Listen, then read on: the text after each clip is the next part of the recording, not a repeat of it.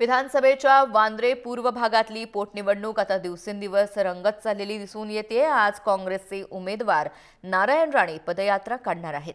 दरम्यान काल त्यांनी MIM हे शिवसेना आणि भाजपचं पिल्लू असल्याची कडवट टीका केलेली होती। काँग्रेसचे नेते आणि वांद्रे विधानसभा पोटनिवडणुकीचे उमेदवार असलेले नारायण राणे यांनी शिवसेनेची सर्व अंडी पिल्ली आपल्याला माहित आहेत असाही टोला लगावलेला होता।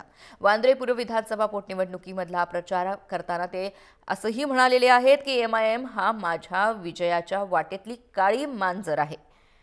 वांद्र्यामध्ये राणेंच्या नव्या प्रचार कार्यालयाचं सुद्धा उद्घाटन करण्यात आलेलं आहे।